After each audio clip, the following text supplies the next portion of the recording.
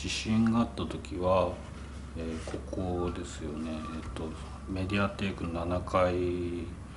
が職場だったんですけど、そこにいて、そこでちょうどあの電話してました。で電話しながらなんか地震だなと思って、なんか地震ですねっていう話をして、そうですねみたいな話をしてて、でちょっとこう間があったりする間にどんどん揺れが激しくなってくるから、ちょっとこれ一旦切りましょうかって言って電話を切って、でそれから揺れがひどいんで、机の下に潜って、しょうがない耐えてましたね。で机の下に潜った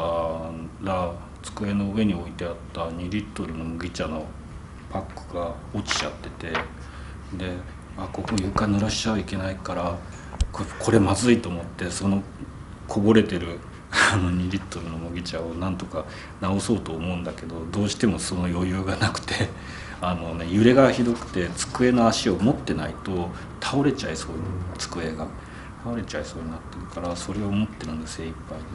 結局麦茶諦めて、もうじゃじゃじゃじゃ出っ放しにさしてしまって、やべえとか思いながら、でそうしてるうちにだんだん周りにあるロッカーとか、そういうのもみんな倒れ始めて、で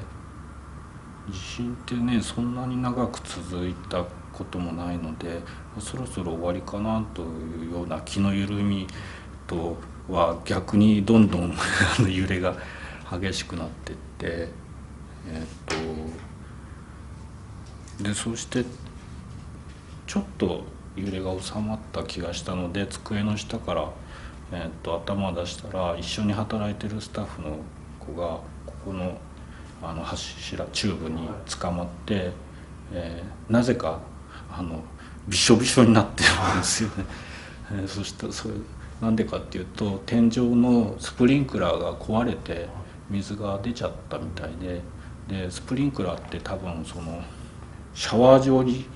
出るもんだと思うんだけど、壊れてるんでジャーってもうなんか滝のように水が出ていて、でその下でもうやっぱり揺れがひどいからこう動けなくなっている女の子が、女性が2人いて、で僕はそれを見ながら、もうだけどやっぱり揺れてるから何もできずに、自分のあれで精一杯でっていうのを何分間か過ごしたんでしょうね。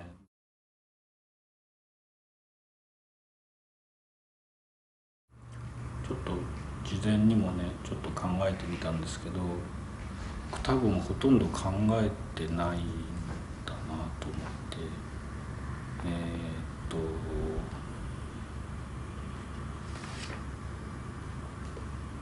気になることはたくさんあるんですよね。その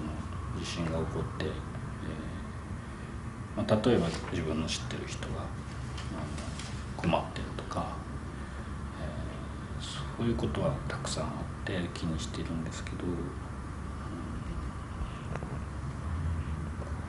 今回の震災に関して、どう考えていいか分からなくて、まだちょっとそのままに止まっているみたいな、のかなっていうのが正直なところですかね。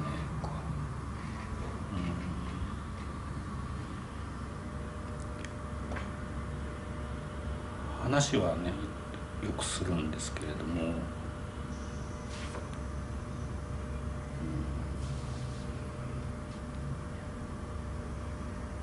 かなか、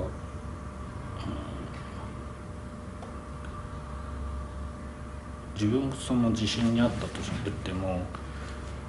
結局、無事今生きてるわけなんで、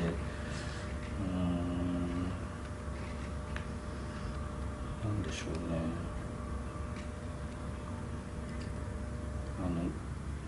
世間でニュースとかに出てるような悲惨な状況とか、そういうことに関しては、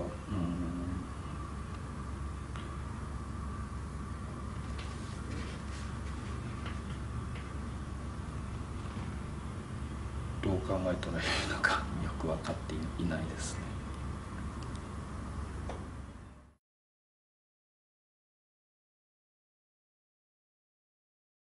そうですね。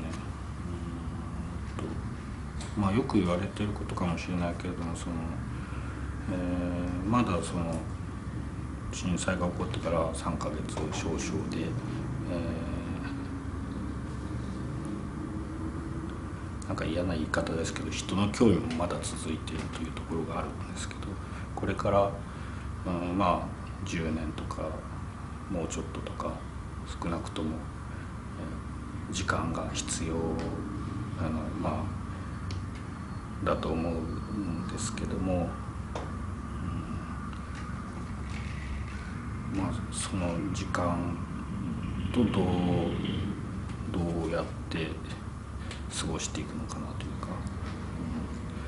ということは自分はやっぱり考えてしまうかな。